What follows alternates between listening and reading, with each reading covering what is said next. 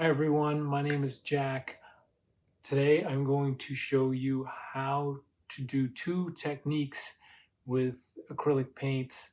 One is scumbling and one is glazing or applying a wash. These techniques are very basic, things painters learn when they're first starting out. And they can be used to kind of just accentuate the textures in the paint and really just add visual interest to your artwork. So let's get into it. So I have my painting prepared with a base layer of brown. You can choose any color for a base layer, but you want it to contrast with the color you're going to put over it. So if the colors of your design are going to be light, you'll want your base layer to be dark and vice versa. In this case, I used a brown base color over which I'll be painting a light teal for the scumbling technique I'm going to show you. Now I drew myself a template to sketch out a design. I'm just going to do a simple pattern since the point of this video is to show brush techniques and not a complicated drawing.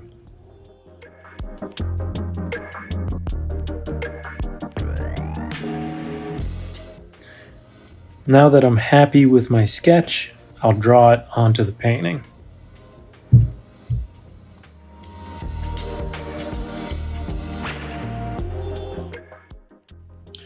So I've mixed up my teal color.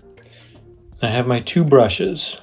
I'll be working with a small round brush just to get the tips of the peaks and my flat brush with which I'll be doing the scumbling technique.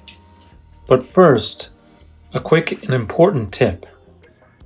When painting straight edges, it's important to have your hand and wrist in the most comfortable position by turning your canvas so that your wrist and hand is straight, rather than doing this and bending your wrist in an awkward position to reach an edge.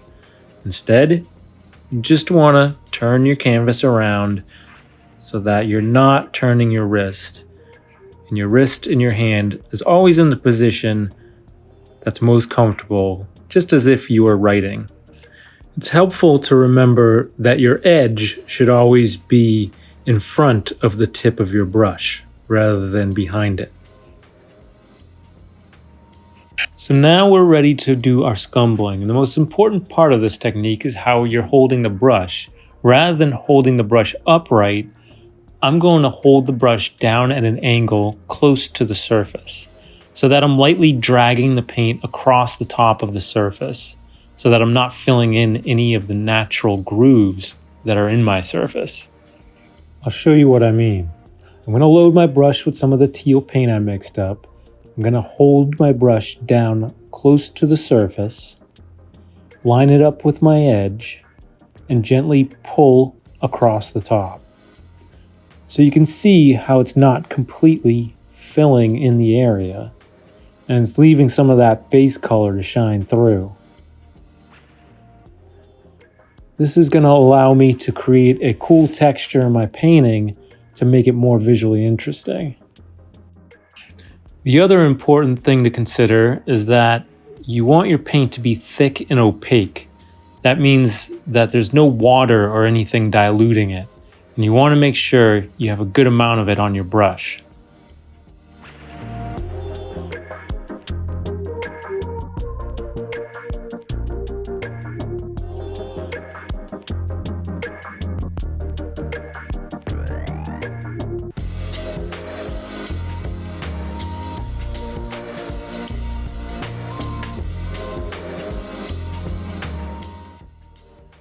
Now you can see my scumbling technique and the texture I've created through my dark brown shining through the teal. Now it's time for glazing, but before I glaze, I want to create a new texture. So I'm going to first paint a thick layer of this creamy off-white color that I mixed up. And again, I'll use my small round brush to paint the peaks.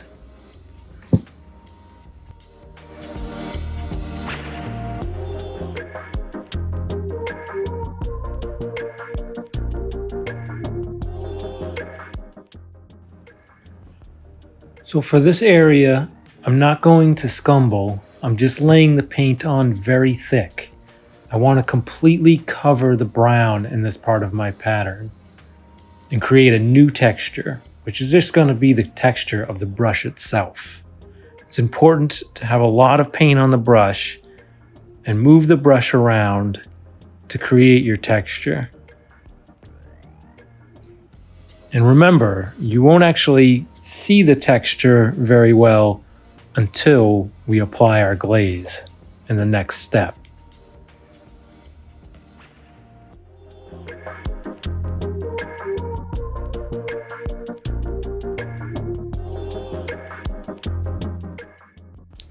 So here is my painted pattern, and I'm ready to apply my glaze. So for the glazing technique I'm going to show you, you'll want to use a color that's significantly darker than the color you're going to be painting over. So for this, I've mixed up a very dark brown. You want to add a decent amount of water to the paint to thin it out. For this, there isn't a particular way you need to hold your brush. You can just paint it on and just make sure you're getting good coverage, because you want that watery paint to seep into all the crevices of the textured layer you just put down.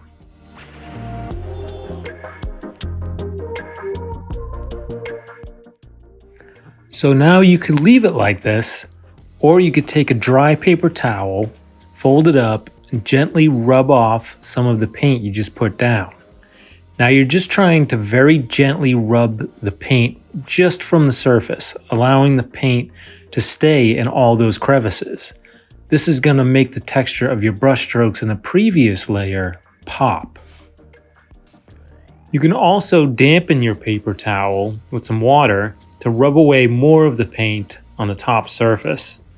Just make sure your towel isn't too wet, or you may end up rubbing away all of the paint.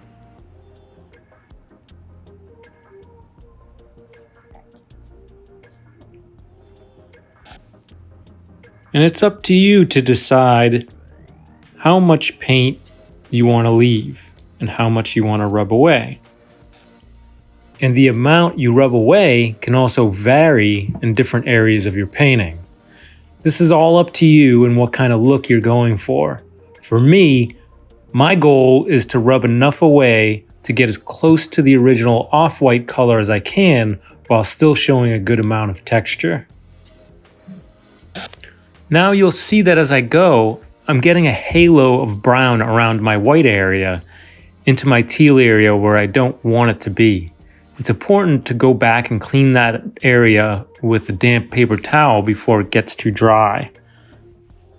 And you can use the paper towel around your finger to sort of get close to that edge without going over.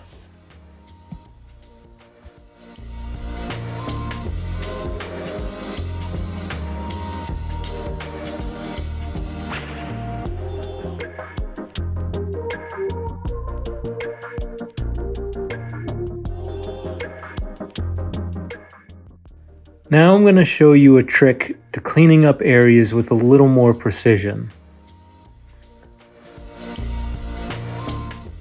So you can simply take the back end of your paintbrush and wrap it in a damp paper towel. And this will give you a tool to go in and clean up those edges with a little more precision, so that you don't mess up any of those areas where you want the texture and don't want to be wiping it away. It's also important to move the brush to a clean spot on your paper towel after each stroke, so you're actually removing the paint and not just rubbing it around.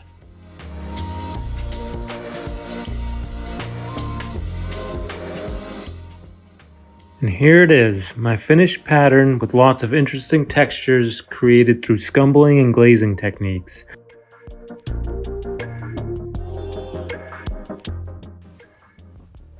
Here are some examples of how I've used these techniques in some of my paintings.